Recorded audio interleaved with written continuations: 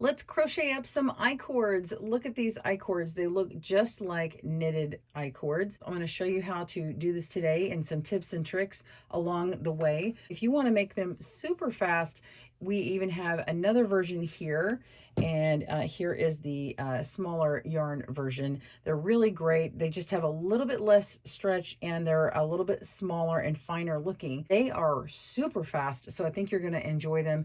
You can also make them in a 2-color version, and I will show you all of this today here on GoodKnit Kisses. Welcome to GoodKnit Kisses. We're all about helping you stitch your love and love your stitches.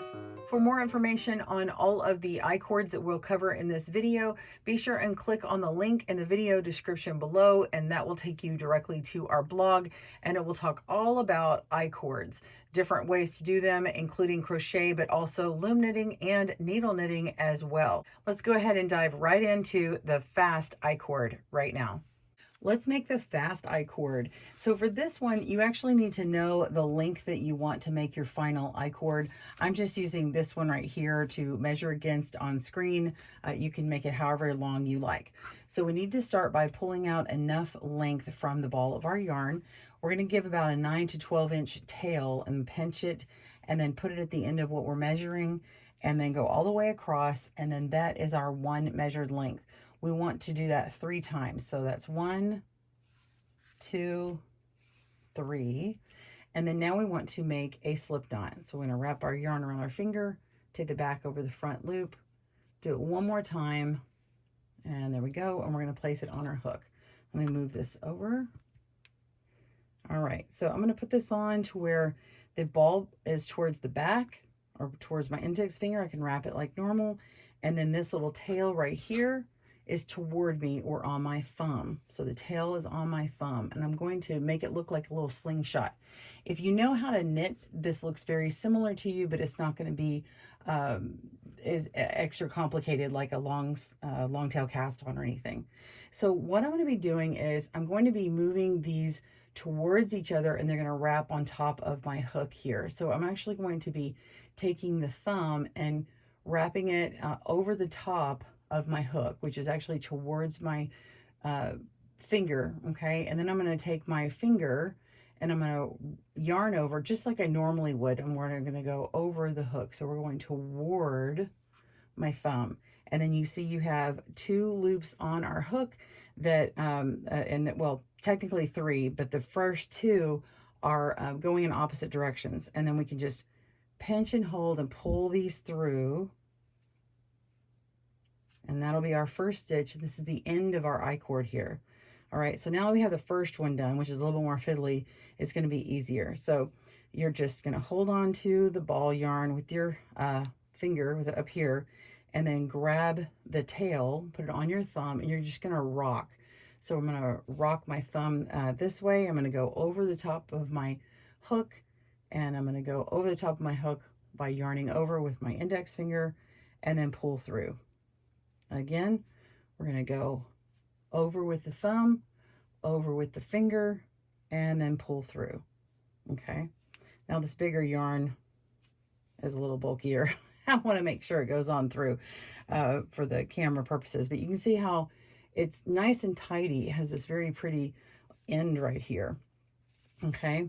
So here we go. Let's do this again. This kind of rocks. We're going to rock and put the thumb over our hook, and then put the index finger over our hook here, so they're towards each other, and pull through. It's like double Dutch.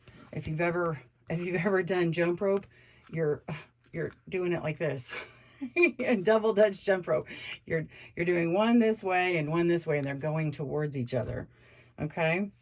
All right. So I'm going to show you how this is a quicker one. Here we go. So I've got the ball in the back, the tail toward me, and we're going to yarn over with the thumb, yarn over with the index, pull through, yarn over, thumb, index, pull through, thumb, index, pull through.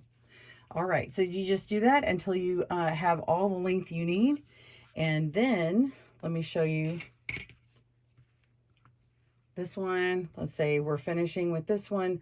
Our tail starts getting shorter and shorter and shorter, and we have 1 loop on here, and then we're just going to yarn over and pull through both loops and cut it and pull it out, tighten it up, and you are done with your fast I-cord. How about a faster I-cord or a 2-color I-cord?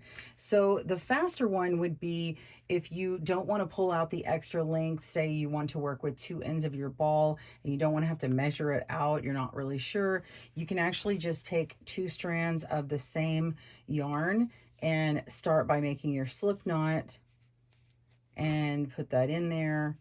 And then you can just begin by taking these 2 strands and working it as I did before, where you're yarning over with the thumb, yarn over with the finger, pull on through, and continue that way. Okay, so you can certainly do that. It does add a little bit of bulk down at the tip here, and for the 2-color, it's worked very similar to that, except I'm going to show you how to make it not so bulky here.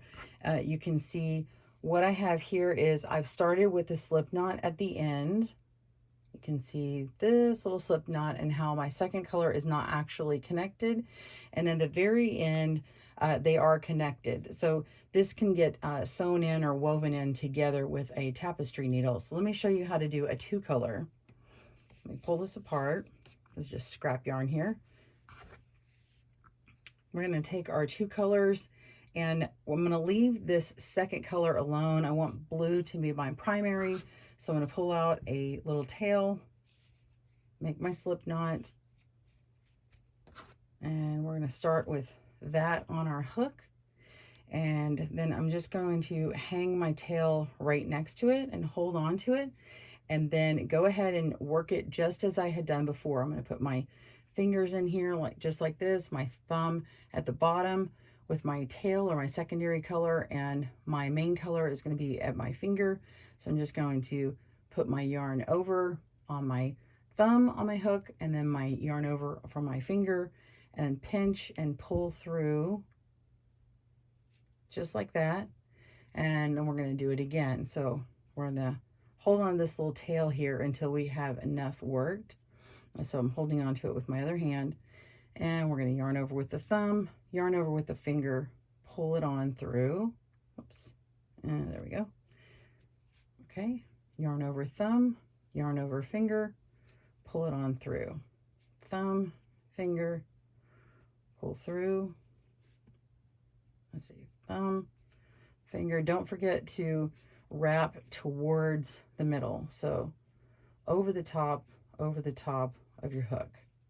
Okay, so you can see how now I have this 2-colored I-cord right here. It's solid on this side, and then you have a line here, and if you continue rotating it, it actually has this little ridge, kind of like a garter stitch if you know knitting, and it has this little bump pulling through. So it has a little dash look on this side and a stripe here, and then a solid here, so you get this 2-color look. And then when you're ready, you're just going to come here, and to finish it off, you just yarn over with both of them and then cut your yarn and pull it on through. And that is your fast 2-color I-cord. These knit I-cords are so pretty. I mean, I say knit, they're actually crochet, but they look exactly like a knit I-cord. In fact, this one is actually made from knitting needles on my other tutorial, which you can get down in the video description below. So I've done this other larger one so we can see it a little bit better. But what's happening is the yarn actually comes from this last stitch here, and then we have to take off the first 2 stitches like this, and then we have to take our yarn and yarn over and work our first stitch again, go through the next one, yarn over and pull through, and then go through the next one, yarn over and pull through. But it's not very good because you have to keep these 2 stitches live, meaning you have to pull them off and kind of hold on to them so they don't get away from you. There are a few tricks to do that, but I want to show you, I'm showing you this part here so you can kind of understand the principle, but I want to show you some of the items that you can use to help yourself, and I'm going to show you what works for me. You can use another knitting needle that's smaller. You can use a crochet hook, but the hook is going to get caught. You can hold on to it that way. You can hook on with stitch markers. You could use a little toothpick. This one's not really a toothpick, but it kind of looks like it on the end. And some people use cable needles. Here are two different kinds of cable needles, and they tend to work out really well. But I don't like that they have a pointed tip on them. I actually found it really helpful to take my smaller crochet hook than the one I'm using and turn it around and use the blunt end. Oh, by the way, you could also use a little tapestry needle if you like. But most people are going to have, if you like to crochet, most people are going to have a small crochet hook that they can use the blunt end on. All right, so let me show you how to work this with the crochet hook, and then I'll show you from the beginning. If you'll just forgive me and watch the ending of it first before you actually make it with me. I think it's going to make sense once we begin. So I'm just going to slip off with my end of my hook. We're going to slip off these first two stitches here, just like that, and get my yarn, my working yarn on my hand over here. And when I yarn over like this, I actually like to go ahead and just wrap it around my hook here. So I'm going to wrap my yarn around my hook for this very first stitch, and we're going to pull through, and then I want to insert through the back of this loop here. We're just going straight into my stitch, and then this is the second stitch. We're going to yarn over and pull through, and then let it drop off of our little holder. Okay, then we're going to put our hook through this next and final stitch and yarn over and pull through, and then we can pull out our hook, and then you've completed one row. You can see the yarn is continuing to come from the back. You can see it's a little bit long here, but as we go, it's getting pulled tighter and tighter, and I'm not actually doing anything. This is just doing the work for me. So let's do that again. We're going to put our back of our hook through these first two stitches, pull them off, hold our yarn, yarn over. I just kind of do it at the same time. I yarn over and I pull through that very first stitch. Then I'm going to go through the next one and yarn over and pull through, let it pop off, and then go through the next one, yarn over and pull through.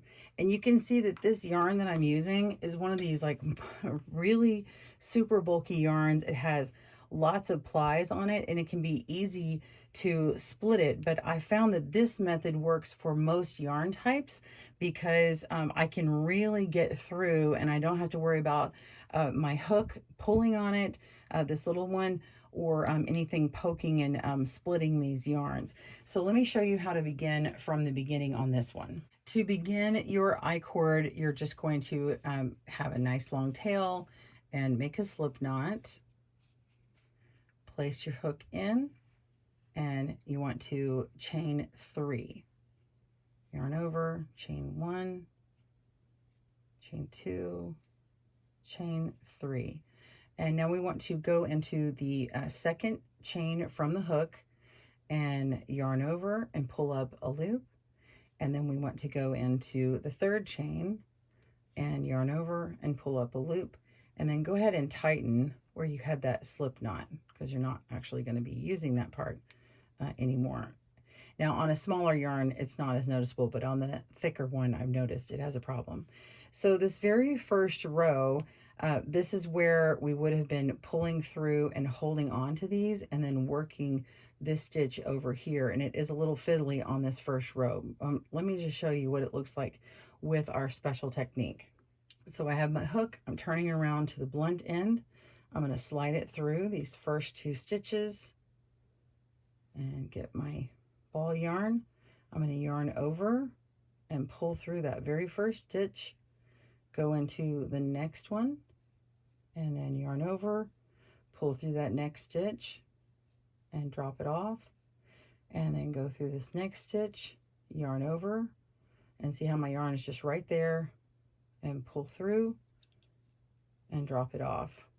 Okay, and so that is the end of my I-cord. Now it looks a little bit weird, but it will actually skinny up and look a little bit better. It's a little bit wonky at first. So let's do that again. So we're going to take our smaller hook, pull through, tighten that back up again. Okay, so slide them off of that hook, and we want to yarn over, pull through the first loop, put our hook through the next chain there, yarn over, pull up another loop, drop the old loop off, go to the next one, yarn over, pull up a loop, and drop that old loop off. And then you just continue that technique until you have just the length that you desire. And let's go ahead and pull this on through. I'm going to show you on the larger one down at the end, and I've already worked all of these stitches, and now you can just simply yarn over and pull through all 3 loops, and then yarn over and pull through one more time, and cut your yarn and pull that all the way through, tighten it up, and you are finished with your I-cord. I hope you enjoyed making your crocheted I-cord today. Which one did you like? The fast one or the standard I-cord? I really love the fast one. It's nice and thin and neat. Plus, I don't have that extra little tail there, so this is really good for certain projects and everything. So I want to show you that we also have 2 other ones. You can learn how to make it on the needles or with a loom. If you don't know how to needle knit, you can loom knit one. They all look alike. Look at that. Isn't that crazy cool? So you can get any of these tutorials right and left-handed down at the video description link below, and I will see you soon for our next video. Smash that like button if you enjoyed it, and happy crochet. Thanks for joining us today, where we help you stitch your love and love your stitches. See you again soon.